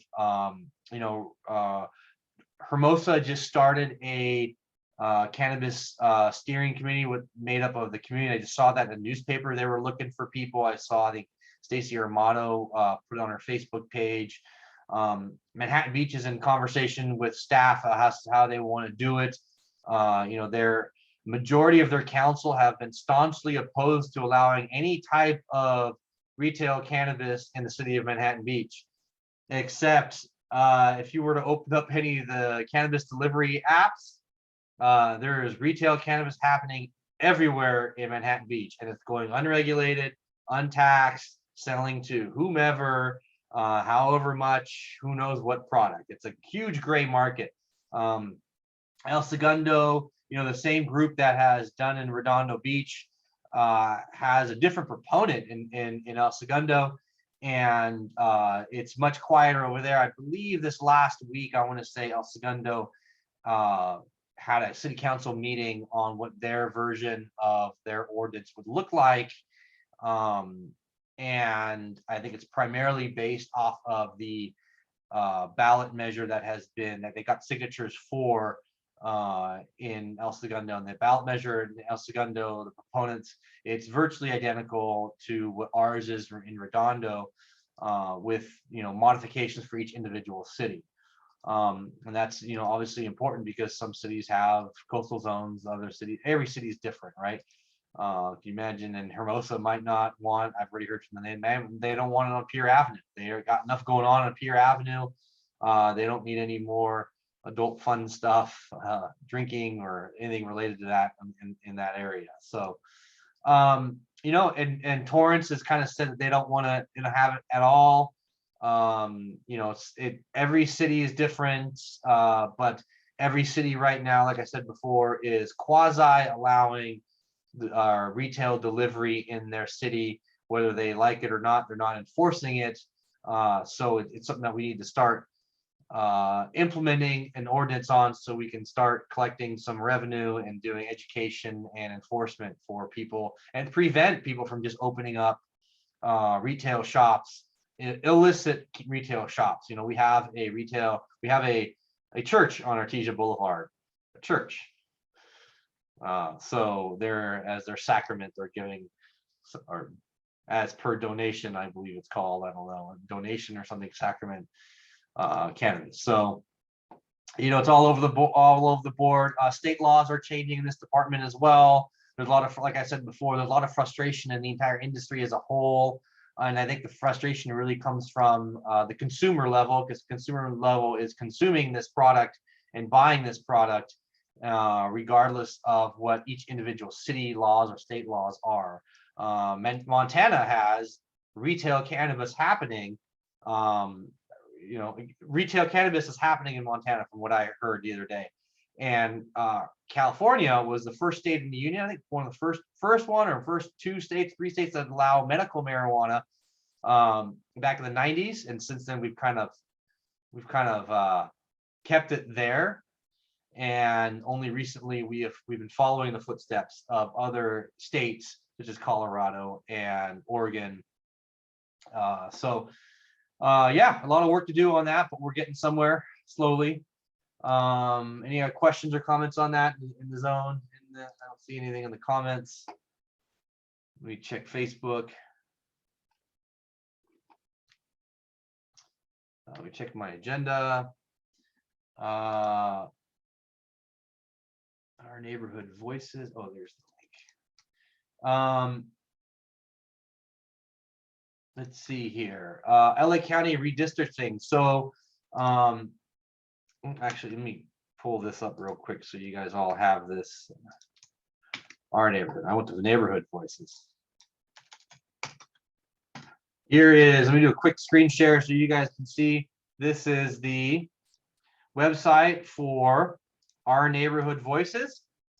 And this is where you can sign up to donate. If you got $50, $20, please donate. You can volunteer, spend a few hours, or endorse if you're a city or elected official or somebody resident, and you want to let them know. There's the initiative text is here, so you can read that. It's all about the website is all about moving. You can sign up for the newsletter. It's all about moving this forward, why we're having it. It's all about the developers. I'll put the link into both the chat of both the meeting and on Facebook. Go ahead and click on the link, and you can read all about it. You only got a few more months to sign. Holly, you got something to say? I just want to know, Nils, is there place we can get petitions? Yeah, let's I am going to be swinging through North Redondo tomorrow, so go ahead and call me or text me in the morning tomorrow. I'll be going to in the morning. I'll be going up through North Redondo so I can drop some off wherever you are. Oh, okay. All right. That sounds good. Okay. Email. I don't know how to text. Okay, just all right. I'll write a note down so that I remember. If I don't do it right now, I have to do it right now. If I don't do it right now, I will forget.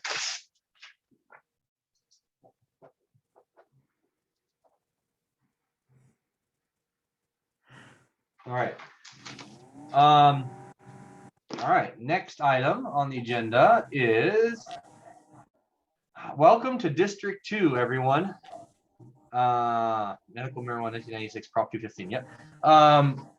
Welcome to District 2, everyone. We are now have officially been moved, whether you like it or not. We've been moved to the 2nd District of LA County. That supervisor is Holly Mitchell. If you don't know who she is, well, that would make sense because she was newly elected in 2020, and you did not vote for her.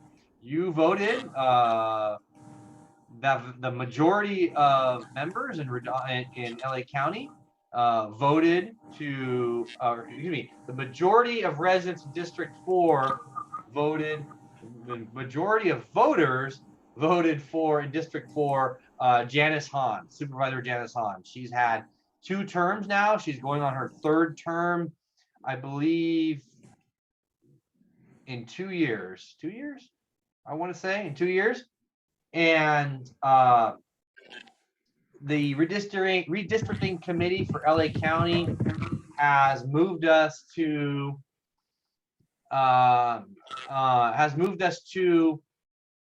district, like I said, District 4 or District 2.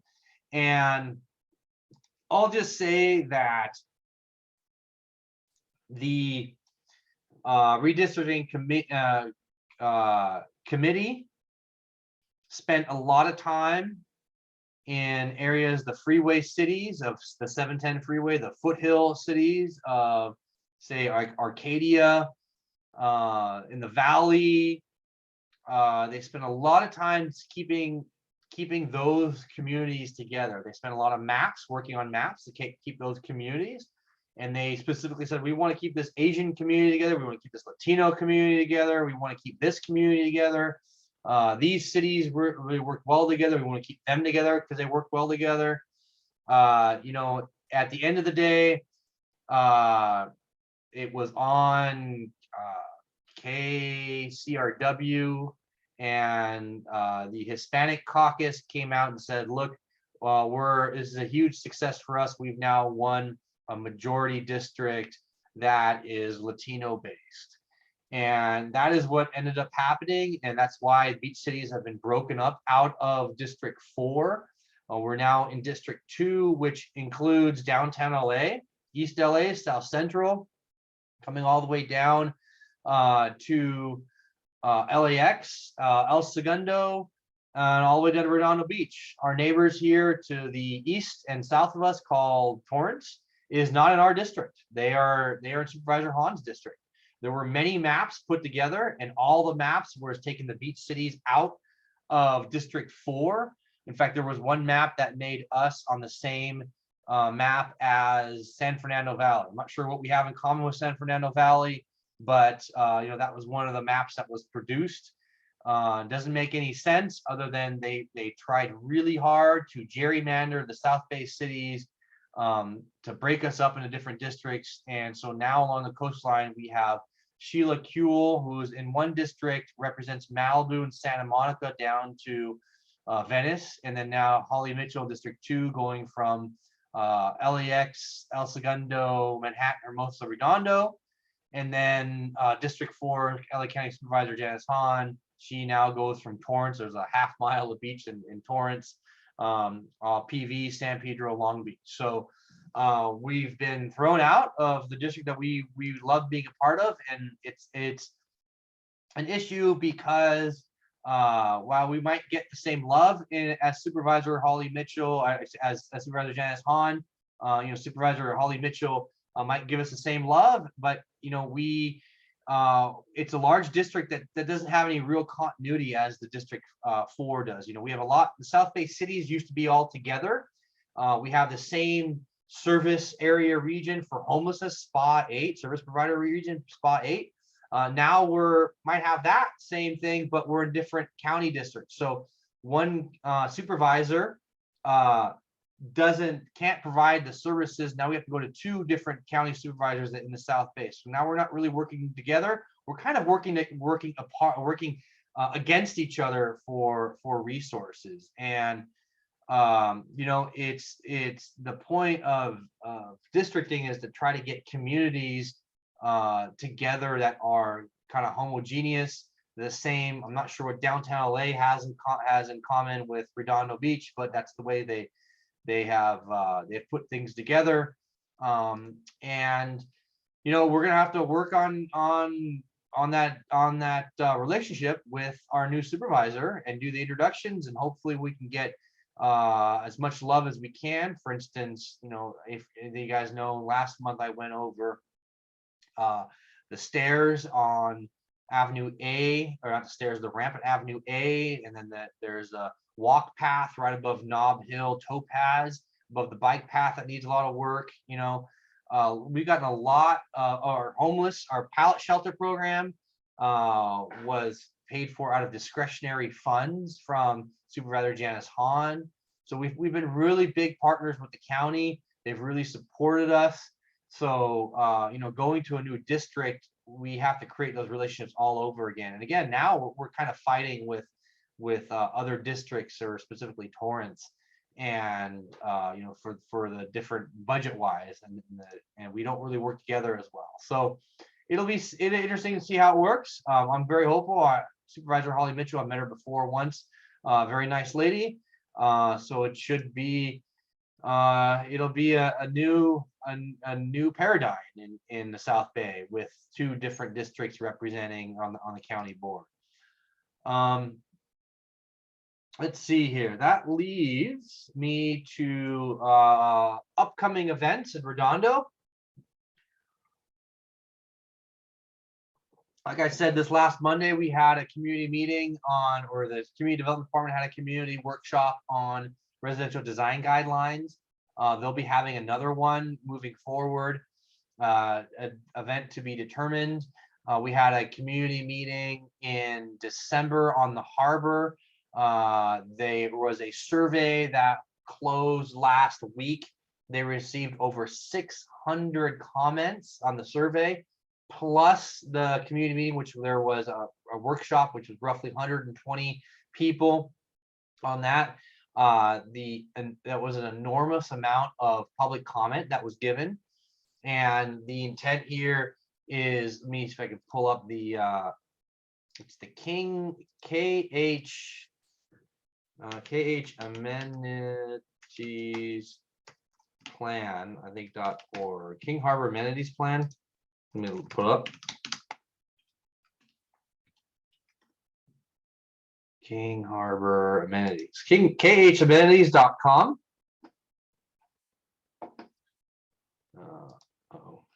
No, that's not really coming up on my website. I'm blocking too much stuff. Here's KH amenities. I'll put in the chat. Oh, look at that. Mark, you got that in there already. Perfect. So yeah, so basically their next step is to what is the next step? King Harbor. Let me go down. Where is their next step? And Niels, I didn't put it in here, but we met on Monday, and our next meeting is going to be just the working group on February 7th. We got a lot of work done on Monday, and the consultant, realized, boy, we need to do some more work with the working committee before we go too further public. So that's just for the working group. But the next thing for the community will be February 20th. We'll have our next pop-up kiosk at the Riviera Village. Oh, cool. And so when you say, ecstatic, when you say pop-up for the Riviera Village, can you define that for me? Is there going to be an event at an event, or is it on the first Friday's event? Is it going to be just random at the farmer's market? Yeah, I believe they wanted to use the farmer's market again because we did the farmer's market at the park last time, and so they just thought this would be use another farmer's market to have a lot of folks coming through, but a slightly different location, doing it at the Riviera. Okay, let me share my screen here. So it's got the page. Okay, so this is the website. I just threw the link. Oh, I didn't press enter. I threw the link into the chat. Let's see here. Let me throw it into the Facebook page real quick as well.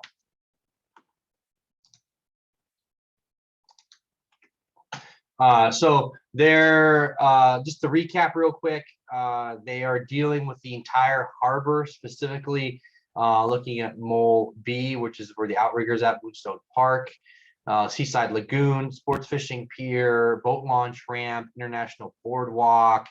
Those are the major pieces that they're working on right now. There you go. They updated it finally. Perfect. Before this used to be said they're gonna be done in March, April, May, March, or March, I want to say. Maybe April. Now they extended to June 22, which is correct. We are here, phase 1 launch and listen. So they're just trying to get as much input. And then in February, they'll come out essentially with a plan, with a basically a boiled down, distilled plan, what they heard. And then not necessarily a plan, but a boiled down of all the comments as to what we want to, what the public wants to see down in the harbor. And then the first time we'll get a plan, actually a draft plan from the feedback will be in February and March. And there will be significant community input on that as well. And then a final public hearing, which will go to the Harbor Commission, and then eventually to the City Council for approval in April, June, probably, I'd say probably more like July. Everything gets delayed. So go to the website if you have a few minutes. There'll be plenty of more surveys there for you to check out. I believe on the website there is a sign up here for sign up more info. They'll send that out. Keep you updated. Let's see here.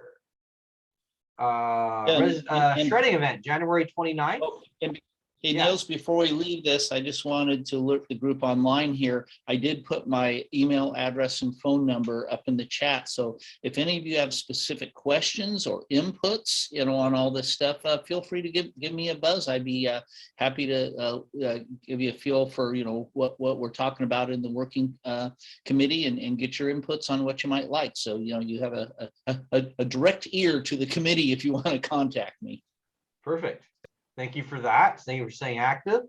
Next thing we got going here is a document shredding event on January 29th at the Performing Arts Center from 8 a.m. to 12 p.m. Do not show up at 11:30 and expect to get your stuff dropped off. The way that works is they have 1 or 2 trucks there shredding away. When the truck is full, they drive away.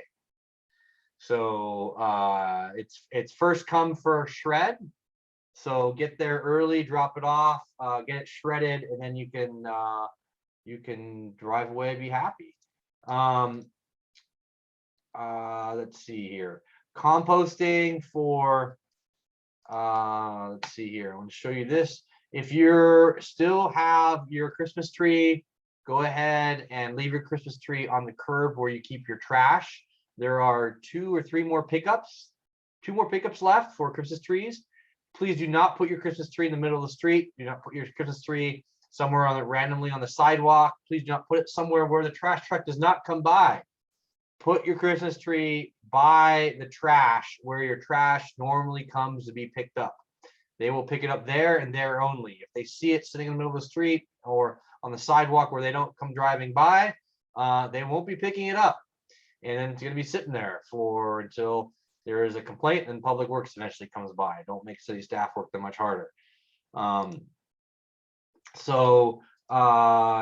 Speaking of COVID, I could have brought this up earlier, but I want to, let's see here. There is a testing kits available for mail by LA County. And you could go to here. See if I can find it. LA, I'm sure if you just type into Google LA County home COVID testing kits and holiday testing. Nope, that's the wrong one. Anyways, you can they will mail COVID testing kits to you, and you can return that sample and to the COVID to the county. I think everything is free. And they will let you know if you have COVID or not. Hopefully not. Dr. Fauci, not to get too far into this, Dr. Fauci just said today, there was an article with him saying that he says, we just expect everyone to get COVID with this new Omicron virus. So it's one of the things that I said last summer. It's our new flu, so to speak. It's becoming more highly transmissible. Everyone's going to get it. Get your shots, and then hopefully, stay clean, stay safe, and yeah. Let's see here. Anything else left on my? Oh, Martin Luther King on January 17th, at the Redondo Union High School auditorium. So we always have a celebration event at the city for Martin Luther King. The last 2 years we've had it at City Hall. It's been moved this year to the Redondo Union High School auditorium. I'm suspecting the reason why is because of the possibility of rain and weather. It's always a great event. Last year it was canceled because of COVID. It was online only. It was movie only. It's some great speakers. Highly suggest everyone comes out and go ahead and watch the event. We just made Councilmember Obaji brought up a good point last council meeting. A lot of these events that we have at City Hall are not broadcast on our TV. And so we're looking at getting these events broadcast onto TV, which also then goes onto YouTube. So you can watch on YouTube and TV, and then they're recorded for, when they go on YouTube, they're recorded for historical sake. So we have a copy of this stuff. So let's see here. Let me look at my, what else? Anything else? We have dog parks, shredding events, farmers markets on Thursday tomorrow morning at Veterans Park. Come on down. That's a great, they have the best eggs down there ever. Second best eggs, actually. Riviera Village Farmers Market on Sunday mornings from 9 to 2. The Veterans Park Farmers Markets from 8 a.m. to 1 p.m. And I think that rounds out all the stuff I have on my list. Just want to bring up one more time, Dr. Marianne Gauch-Hill from the Director of Emergency Services will be on Mayor Brand tomorrow night. She's the doctor in charge of all emergency services in LA County. Really, really, really interesting. Let me see if I have anything else in the chats. Remember the asphalt patches, nothing was ever done to those and they are getting worse. Can you check? Yes, I can check on that for you. That would be Public Works. You're welcome. Rain barrel collection. Saturday, January 29th. I was gonna put that in my stuff. Yes, good call. Wayne, I am going to copy that. And it says the page has not been found. I'll just throw that in the chat and let people figure it out. Hold on. So yeah, if you want a rain barrel, a lot of people are installing those. I've got one installed myself. The link here is hopefully might work there. MLK beach cleanup on 10 to 12 Monday morning. Oh wow, okay. Unhide, why is that hidden? I just got message that there is an MLK beach cleanup on Monday morning on the day of MLK from 10 to 12 on the sand between Redondo Beach Pier and Ruby. Bring your own beach cleanup buckets and trash grabber. Thank you, Tasha. Appreciate that. Did not know that. I had no idea. Thank you for the countertop compost bins. Yes. There's a new state law in place where you're not supposed to, it's against the law to be throwing food and food items animal products, meat, bones, cheese, pizza boxes, pizza, vegetables into the gray trash cans. It's against the law. State police are gonna come down and arrest you and fine you. Put everything into your green trash bin now. And you can pick up a small little plastic bucket. And I believe It's on the website. I just wanted to make sure they really had stock of them. they do. It is on the Okay. website. I believe go to Yeah, I forget which address it is. It's one of the, so yes, you go Not to the main Public address. Works. Let me go find Ted Simon just sent me an email. If I asked him about that. Plastic tubs, yes. Call Public Works and you can pick them up at the Public Works yard on Gertruda Avenue. So 531 North Gertruda.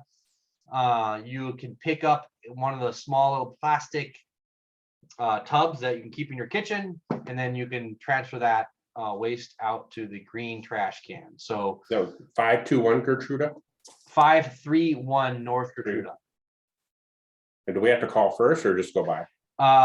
Yeah, call them first at 310-318-0686 so they know you're coming. It is a little bit like a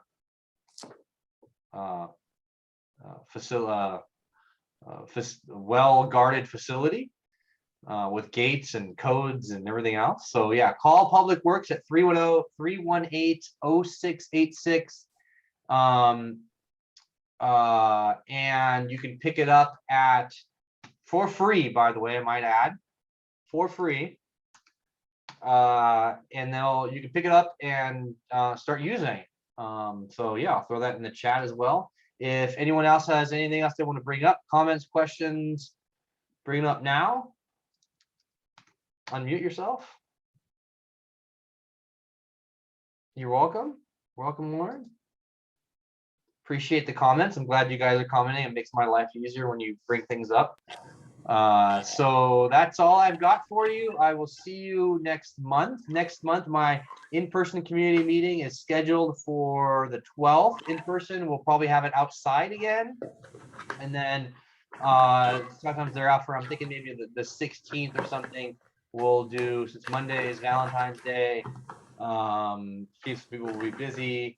The 17th or 16th or Wednesday, I'll probably have my community meeting in online.